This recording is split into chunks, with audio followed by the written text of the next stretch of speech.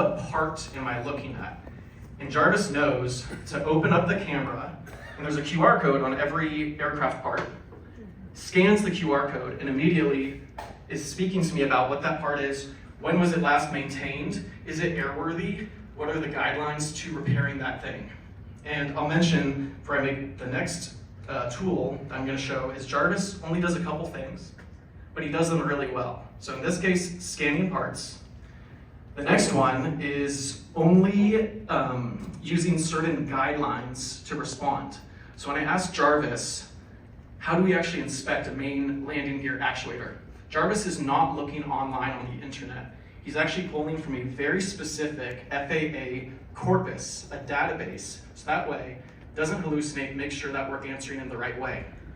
And almost more important than this is what he doesn't do, what it doesn't do, which is if I ask Jarvis, how many of these are installed in our fleet? Or is this product safe to fly?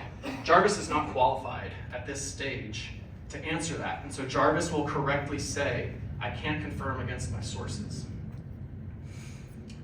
That's the demo part, but I find that the more interesting part is what Gauntlet has shown me. And this is the iceberg analogy of vibe coding is everything at the top of the iceberg. It's the easy stuff, it's the flashy stuff. But what we really need to understand if we're actually going to build robust apps that don't lead to fatalities in these industries is the harness. And the harness is what everyone should start thinking about. It's basically how do you turn this vibe-coded thing into very specific rules. You don't need to get lost in what's here, but just understand that I have literally created this enclosure, this jacket around Jarvis so that it can't access the internet. It can literally only do 4 things. It can scan parts, it can tell me about those parts and their maintenance history, it can scan the FAA's database, and then it has memory asking about, what did we talk about yesterday? And if it doesn't have an answer, it will refuse to respond, or it will tell me it can't respond. And if it does, it'll tell me. And this is called groundedness. It's a very important concept in these high stress, high risk industries. 3 other tools if you're interested in going from vibe coding to software factory.